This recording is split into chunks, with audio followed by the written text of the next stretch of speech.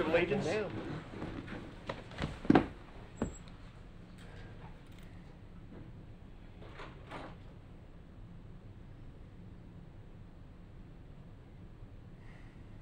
Amen. Amen. I pledge allegiance to the flag of the United States of America and to the republic for which it stands, one nation, under God, indivisible, with liberty and justice for all. Amen. Roll call. Councilman Ford. Here. Councilman Tremont. Here. Councilman Bastian. Here. Vice Mayor Stiltner. Here. Mayor Burnett. Here. Recycling presentation by GEL Corporation.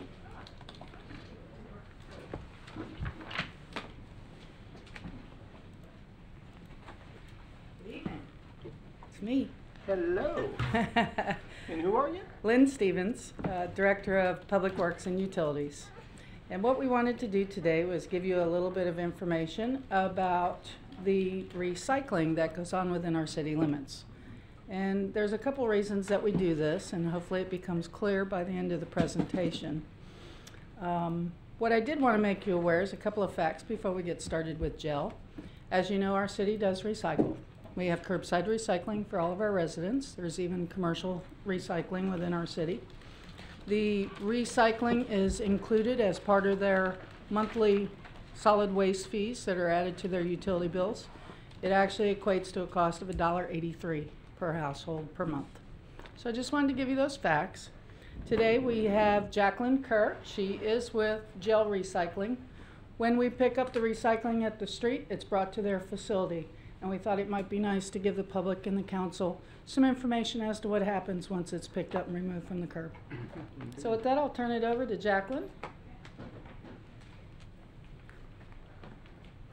Thank you. My name is Jacqueline and I work for GEL Recycling, and I'm here to talk about recycling. Most people know little about what happens after you take it to the curb. I'm sure you all know what day your recycling gets picked up. Monday. And after that, Tuesday. not a lot else. So I want to tell you about what happens in the process. Basically, the recycling is sorted by you guys. You guys decide what gets put in the trash can and what gets put in your recycle bin. And that's where this whole program starts. And education is going to be the key to success to have a good recycling program for the city. We get 2 bins. One is for your fiber, which is newspaper, office paper, and cardboard, and the other one is for your plastic, aluminum, steel, and glass. That's how you start sorting it. The waste haulers pick it up and they sort the fiber on one side of their truck and the commingle on the other side of their truck. And they bring it into our facility. We process the material that is picked up and we process it into different grades, remove contaminants, and put it into a shippable and marketable product that mills can reuse. The truck weighs, sorry? How do you remove the contaminants? If somebody doesn't do a good job rinsing or whatever, how are the contaminants? So it's put through a process and it goes through a recycle line. So we have well, I'll talk about it in the presentation, but I'll get there. Okay. So the truck weighs in, they drop plastic on one side of our facility and they drop paper on the other. And the material is loaded onto our sorting lines where we have optical sorting. So it's actually equipment that knows what the bottle's material is and it shoots it into the correct places. Okay. We have mechanical sorting and we have actual employees sorting the material that comes in. Our job, oh, it's sideways, sorry. Our job is to get the material free from contaminants and put it into a marketable and movable product. Producing quality products is our #1 goal. Streams are always changing in recycling, and that's one thing that I wanted to make you guys understand, that the invention of the iPhone, we don't see as much newspaper as we saw 5 years ago because people aren't reading as many newspapers, and with Amazon we're seeing more cardboard come in because people are shipping more and people are doing a lot more. Changes in the environment cause changes in the process of material that we get. We sell our cardboard to mills in the southeast and they make liner board, which is the curvy line in between the cardboard, and they make new cardboard boxes. Your paper is sold to a mill in Florida that makes egg cartons for local stores, and your more paper is sold to a mill in Georgia which makes recycled paper. Recycling isn't only about money and saving landfill space, it's mostly about saving our natural resources. I wanted to give you guys some figures. So far this year, your paper alone has saved 11,000 trees, 4.6 million gallons of water, 310,000 gallons of oil. That's just this year. That's just this year, and that's just your paper. It's not including your plastic or anything else. So it's not just about not putting it in the landfill. We're not cutting down trees because we're recycling the material to make the new products. These numbers count as countrywide? So the EPA gives numbers. So the EPA provides you with 7,000 trees for a ton of paper. So what I did was I took the amount of paper that Port Orange has recycled and gave you I gave you the numbers based on just Port Orange. So this is Port not. Orange, we've lived in this. Yes. So this is not all of Volusia County. This is just the city of Port Orange. 8 months, 11,000 trees, and water and oil and landfill space. This is our processed soda bottles. So this is your water bottles and your soda bottles. We sell it to a mill and they spin it into a fiber, and it's used to make carpet, clothing, and fill for cushions. Plastic milk jugs. This is what they're processed. They look like when we sell them. They are made into a resin that makes more jugs, more plastic. Aluminum cans is one of the most interesting items that we recycle. It is recyclable infinitely. So what they say is that from the recycle center to the grocery shelf, it's 60 days. So if you guys all go home and throw a can in your recycle bin, in 60 days you can see that can back on the shelf. And they make more aluminum cans infinitely. We can rebuy it. And you rebuy it, yes. Impressive. Recycling is a cycle. If you break the cycle, you're going to end up using more natural resources to make the products that we're making, because we're not stopping. We're not stopping the cardboard boxes. We're not stopping the paper. We would just break the cycle as far as it would go into the landfill. Products are still being sold. People are still consuming them. We're just trying to help it stay out of the landfill. The commodity market has had numerous ups and downs, but recycling has made good sense environmentally and economically for everybody involved. There are numerous explanations for the situation that recycling finds itself in today, and two of them are the drivers that are clearly the most important. One of them is China has implemented a new policy that they're no longer going to accept material that has more than a 0.5% contaminant level, which means out of 2,000 pounds, you're allowed to have 9 pounds of anything that's not exactly what they are asking for. So it's not killing the market, it's just changing the market. So it's changing it so that we have to process it more to get it into the state that it needs to be. More labor, we have to slow down our process so we can get it to the state that it needs to be in. Or we educate people like right now to do a better job of removing the contaminants before they put them in the recycle bin. That's what we want to do. I know I said something about wish recycling, and it's people put, you would be amazed to see what people put in their recycle bins. We just got a loaded gun, bowling balls, diapers, hoses, Christmas tree lights. You guys don't recycle guns?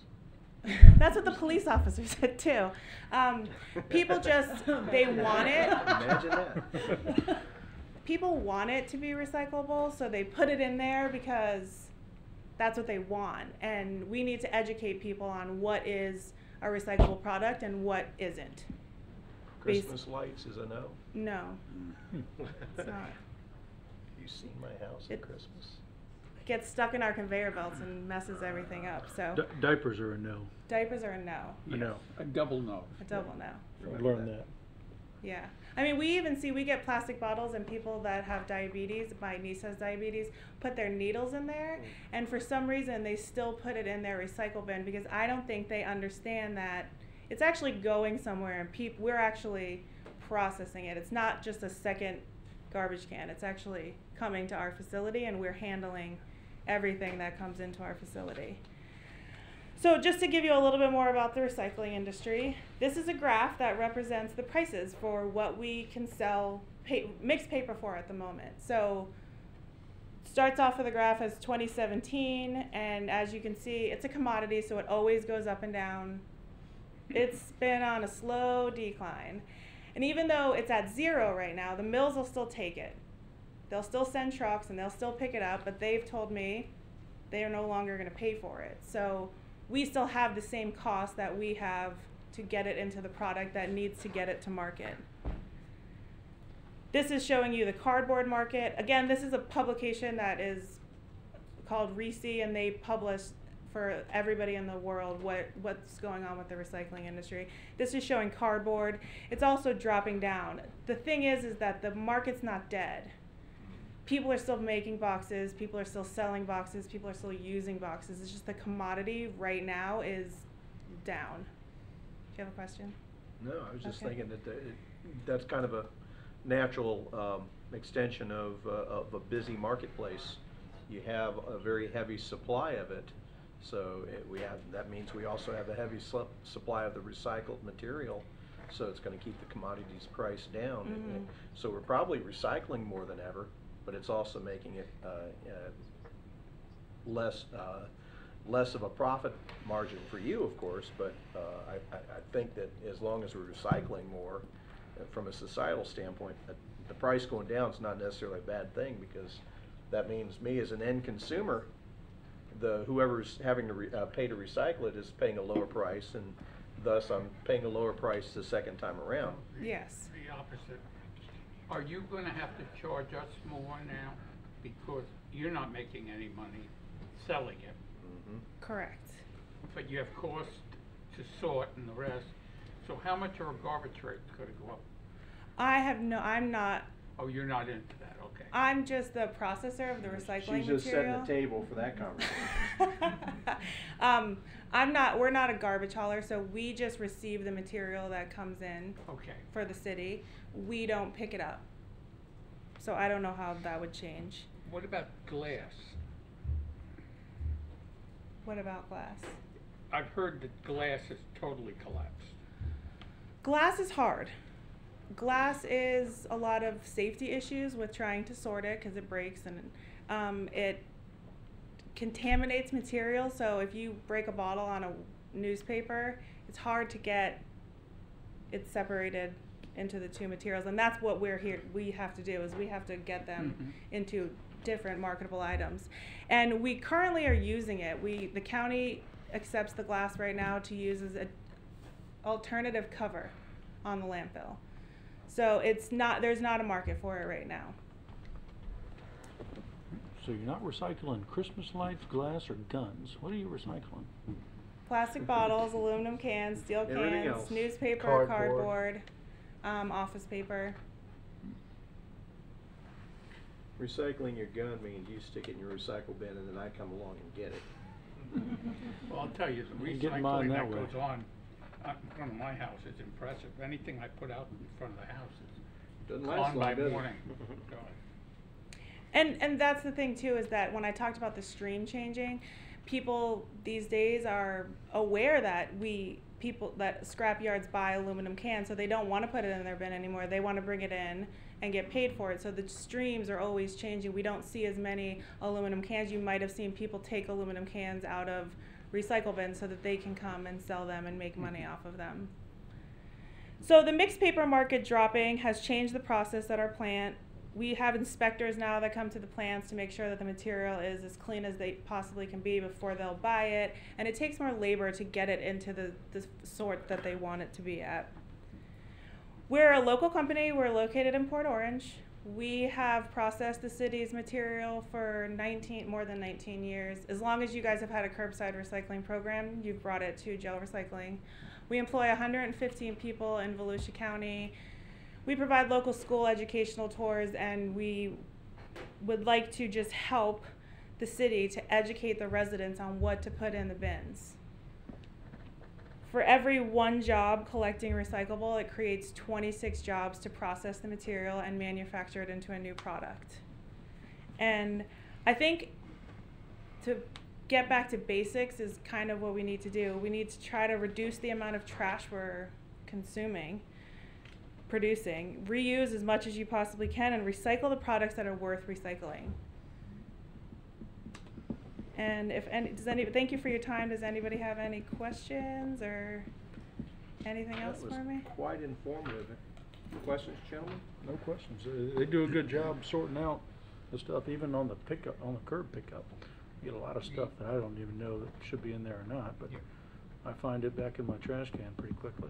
Well, and that's what I was talking about is, you know, it's the residential education is the biggest thing, and my idea was just even if we could make stickers and put them on the recycle bins that confirmed what goes into it, because I don't think that a lot of people know. My husband even said to me, I would have never known this stuff if I wasn't married to you, and you would yell at me all the time for putting these things in the recycle bin. I mean, there's not a lot of education. We've just... There might be something we can include with water bills and the like. We can take a look at some of those things. Yeah. I think Our education quarterly would really newsletter. help. Yeah, and I think that's the key to making a good Well, look at your program is website. educating. One of the, I don't know that this necessarily falls in your purview, but just for a point of discussion, one of the things that I think we need to look at as a city is, as recycling has grown in popularity and starts to catch on, the bins that we're using are the same bins we've been using for 20 years.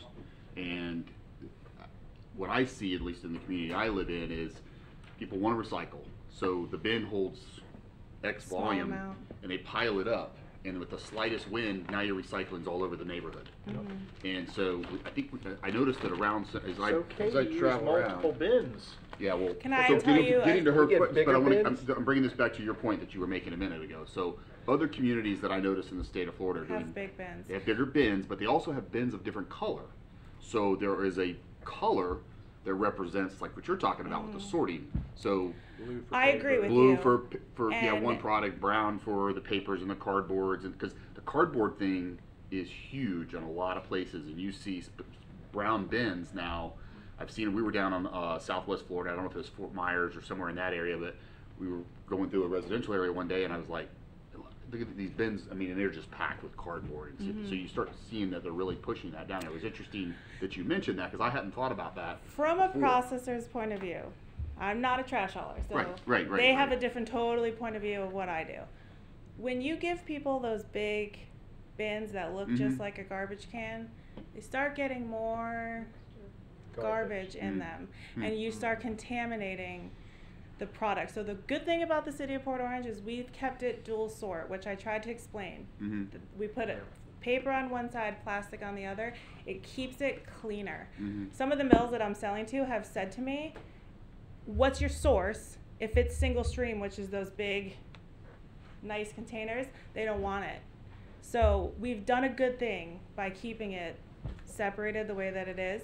And I get what you're saying, but what mentally happens is people just start putting more in those larger bins. But the color thing, we talked about a lot of those things that we could try to do to educate, and I definitely think education is the key because, like I said, we don't talk about it that much. My husband's from Scotland, and they have commercials all the time, and in America, it's kind of like just everybody knows it's a good thing, but that's it. And I think we just need to educate people on what to put in there to get the products that we need, that we can recycle. Because if there's not a market for it, I can't recycle it. Right. If nobody can use it again, then I can't say to you that we have a market for it. Do you know what think I we're mean? headed in that direction? No.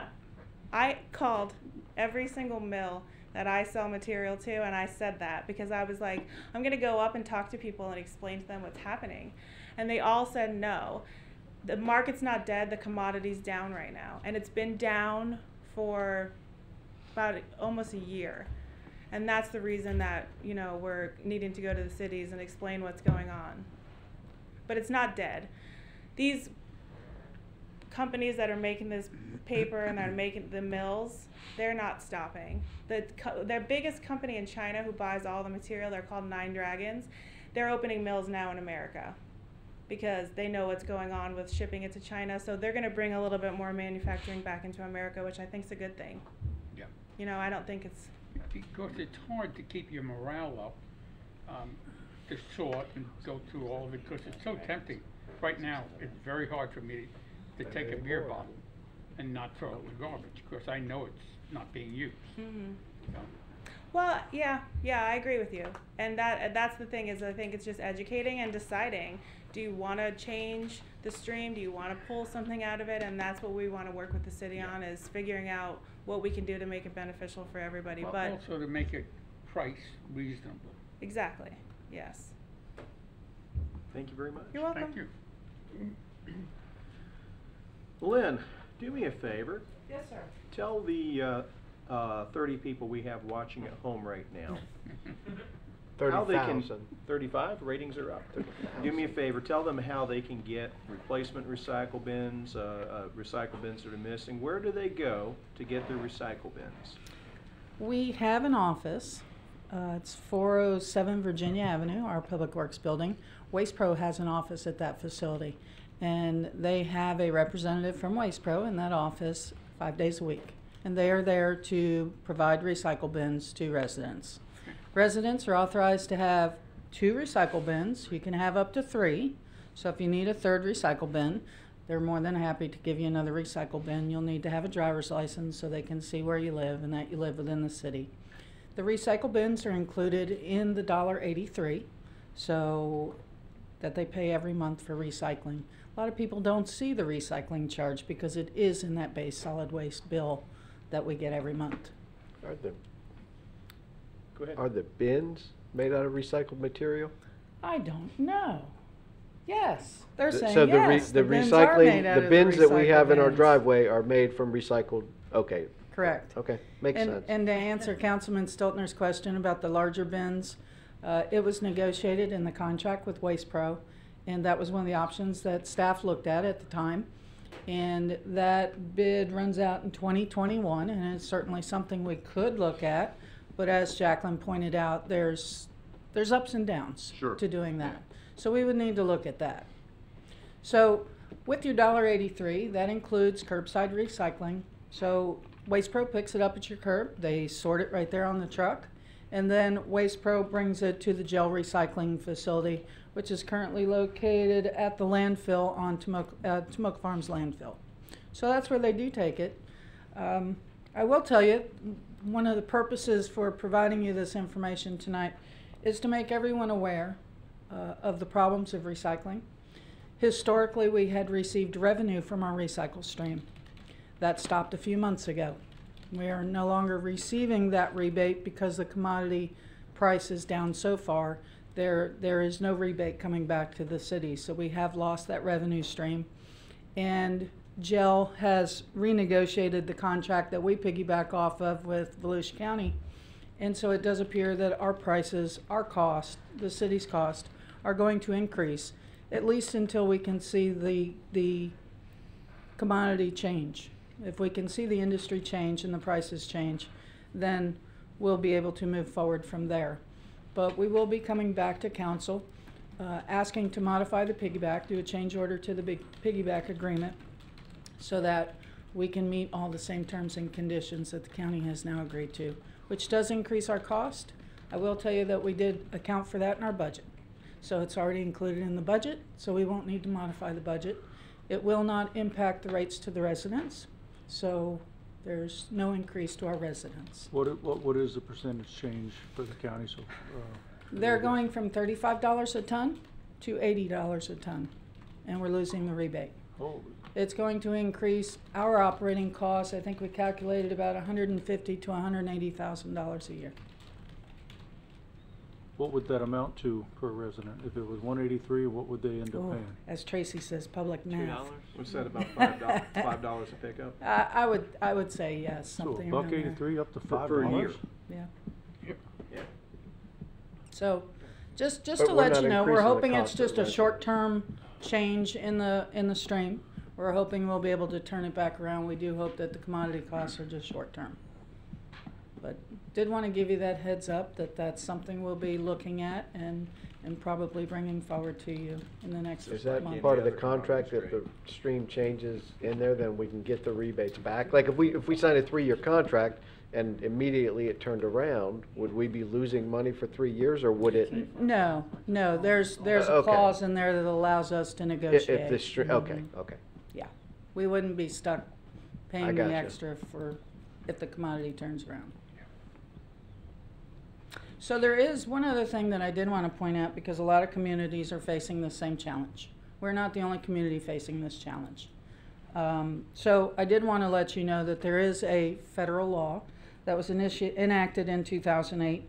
The federal law is the Energy, Climate Change, and Economic Security Act, and they outlined how much you need to reduce your waste stream by recycling, how much you need to increase your recycling.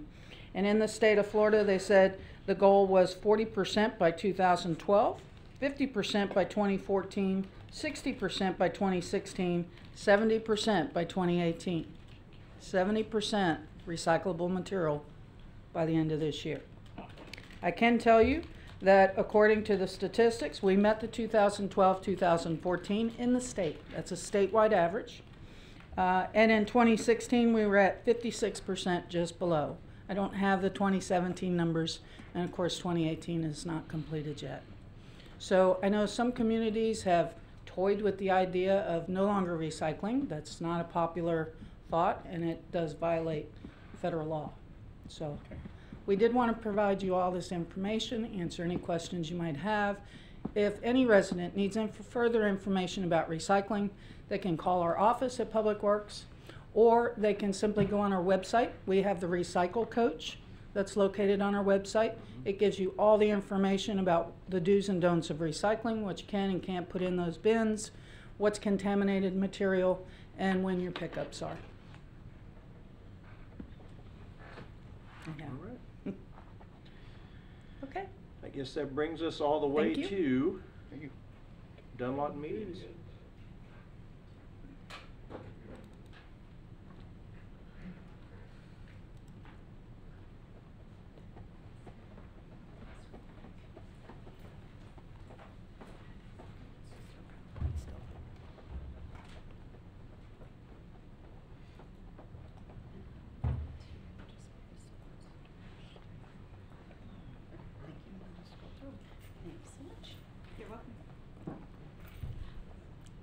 Good evening, Margaret Tomlinson, Construction and Engineering Manager. Thank you for the opportunity to provide this update on the Dunlawton medians. Before we invest significant dollars in new landscaping and sod, we wanted to give you an update to show you the approach that we are taking with the project. I do have a short presentation. It's only like 3 slides, but if at So any Alan time Rosen didn't prepare us, correct? if at any point you want to ask me any questions, just feel free to stop me. And this is page 1. Yeah, page 1. Right, if I can do this. I don't even know if I can do this. Okay. So, a combination of new staff in Public Works who have taken a fresh eye approach to looking at this project, as well as some lessons learned from the US 1 median project. We've come up with 3 key implementation items for the Dunlawton median project. They're simply represented here, but the first one being the crepe myrtle relocation. As you all are probably aware, there was a big outcry from the public when those nice big crepe myrtles came down. So we do not want to repeat that, and we're proposing in this bid to relocate all of the healthy crepe myrtles to new US 1? homes. Not exactly in US 1. We're limited to where we can put them in roadway medians just because of DOT standards. Yeah. But we do have plenty of other public spaces. I've identified about 40 potential spots, and we're still looking for more, and I'll go into that a little bit more in the next slide. Then the other thing is a new irrigation system. We left the existing irrigation system intact for the northern part of the US 1 median project. Since the project has been implemented, we have been constantly experiencing breaks, leakages. I'm sure Public Works could name many times that they've had to go out there and look at stuff. We still have that contractor under a maintenance contract, but it's coming to an end soon. I can tell you exactly what's green and what isn't, and right now on Dunlawton, you can look at the stretches that are getting regular watering, and you can look at the stretches and physically see which ones were the maintenance issues. Do you know what's that were happening on addressed. US 1? Because the grass is turning brown. So our contractor has the maintenance responsibility until the end of October. Mm-hmm. We put them on notice that we need an inspection so that we can get everything cleaned up and back to the way it was when it was first planted before we take over. That meeting has not been set up yet, but I believe Christine noticed that they had sprayed, and they may have some other things to replace once we have that Yeah, investigation. It suddenly, last month, has started downhill. Mm-hmm. A little concerned that we're gonna lose a lot of the grass. Yeah. And the plants in the middle are looking rough. I noticed they looked a little yellow and sort Yeah. of brown, so we'll take care of that before we take over ownership, full ownership of it. But with Dunlawton, I'm sure you realize it's a much bigger project. It's about a 3-mile stretch. The medians range in width. Some of them are as much as 25 feet wide. So replacing the irrigation system is going to, be a big thing for this project.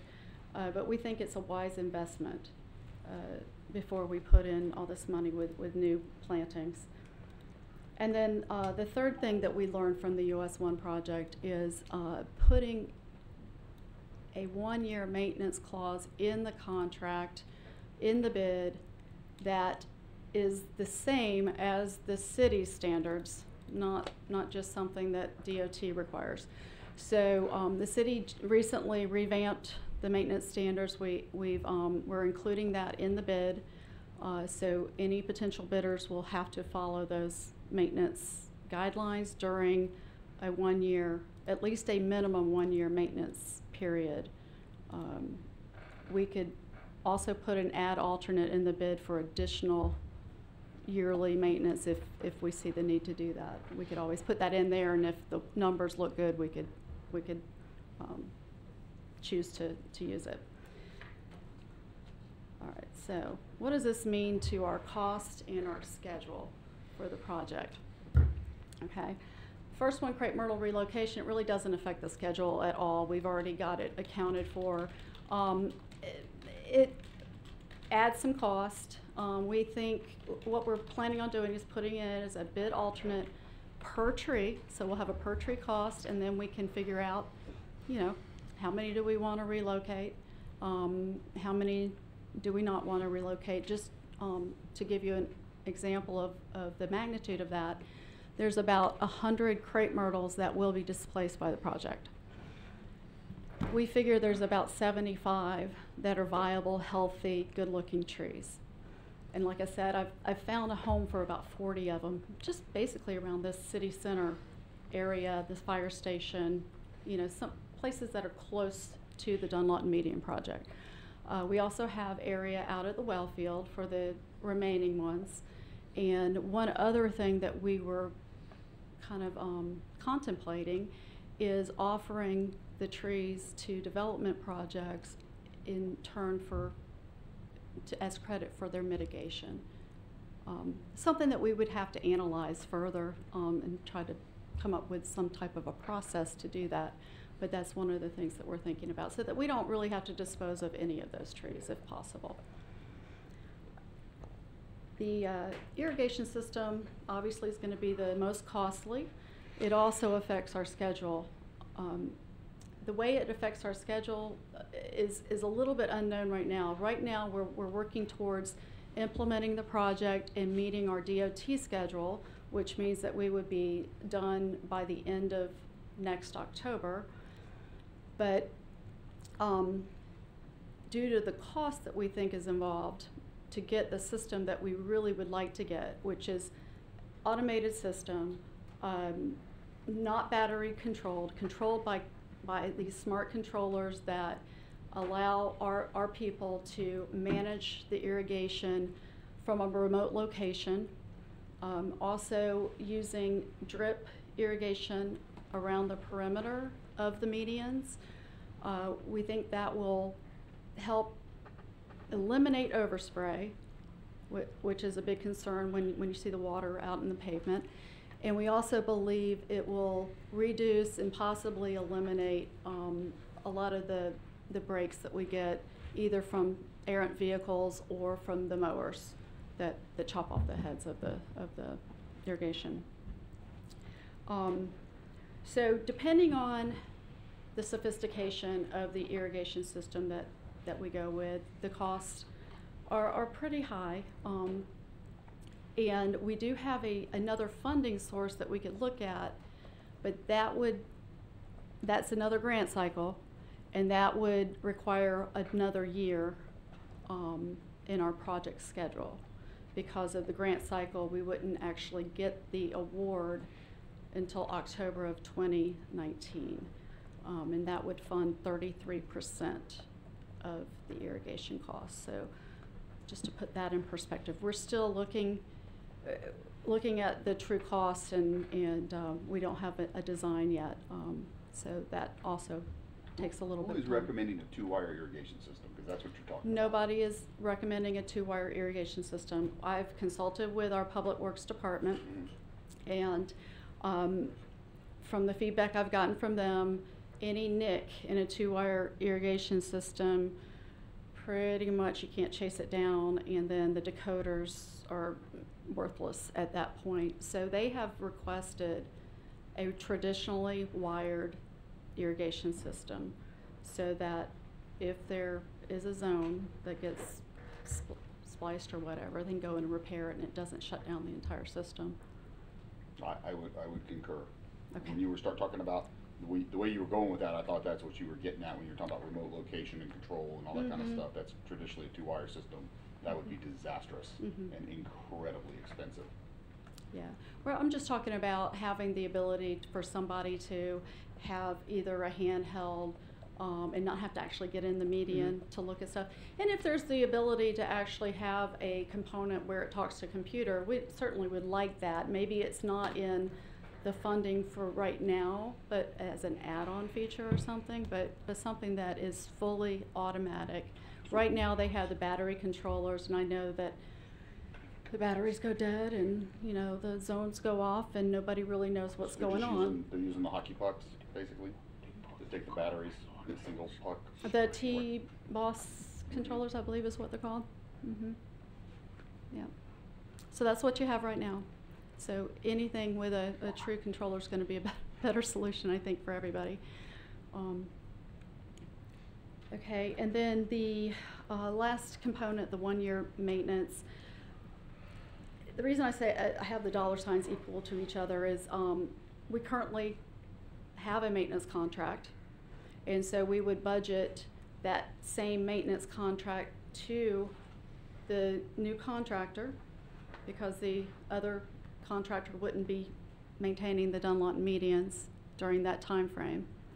We think it may be a wash, maybe a little bit more or less. Until we get the bids, we're not really sure. But if we get really good competitive bids, it could be less than what we're already paying. So that's basically my presentation. If you have any more questions or feedback. That was extremely taxing. Go ahead, gentlemen. Why are we doing this? Why are we doing this? Yeah. Have you seen the Okay. I mean, Well, that's a fair question. yeah. I know that it's actually several years ago, City Council directed staff to basically rejuvenate the Dunlawton medians because of the way that they were looking. We've got holes in the tree plantings. We've got issues with sod. Sod's not all consistent. We've got different types of trees. We've had some dead stuff. I think it's all been removed by now, but it just isn't. I think this goes all the way back to a phased plan we were looking at in 2013, I think it was? Yes, and we implemented the first phase, which is Spruce Creek to US 1. And we received a FDOT joint participation agreement that partially funded that. And we actually have an FDOT JPA right now for $850,000 to fund plant material. That's all it funds. I just don't wanna go overboard with this. I mean, I don't know who's looking at the medians every time they drive around Dunlawton. Just Everybody. No, they're looking at the traffic in front of them, and making sure they're not running into the medians. If the medians are green, you hear nothing. If the medians are brown, trust me, let's go back to 2013. Oh, of course, You will hear I'm it. not suggesting that, I mean, You know, will hear I don't it. want to get all brown, I just keep the grass cut, keep it edged, keep it green. Driving over here, I got tremors because there were so many brown spots in the median. I said, oh, here it comes. It's, I don't, would they shut off the irrigation places? No, we haven't had rain. Oh, There's some broken sections, but the rain, we haven't had the, I understand that, Yeah. but they should be green because we have paid for irrigation. We might have brown on the sides of the road, but the middle of the road should be nice and green. Mhm. Thus my angst. Even the crepe myrtle looked a little Peaked. droughted. The leaves were a little. I said, oh, don't Yeah. mess with the crepe myrtle, please. They Leave me stood alone. up pretty good. They showed a little wear and tear, but I thought they stood up pretty good. Yeah. Pretty hardy. Yeah, as long as it doesn't go much longer, I hope we get some rain or we get the irrigation system fixed. how long of a time frame do you have to relocate them? Like, what do they, blade them or spade them and then They pull them need to out of there have- and take them to their Spade new 'em. home like the same day or the? Well, within a Couple couple days? days, but Okay. yeah, we would hope to have a spot for them immediately so that Okay. they, at least if they're in a pot or something, they could be watered or dug in a little hole somewhere, you know. Okay. You're right. You've turned us all into arborists. Do they Any not other have? Everybody can have a crepe myrtle in their yard, I guess. Any other questions? Anything else come before us this evening? If not, let's do it again next Tuesday. Thank you. Have a good night. Perfect. Good, all right.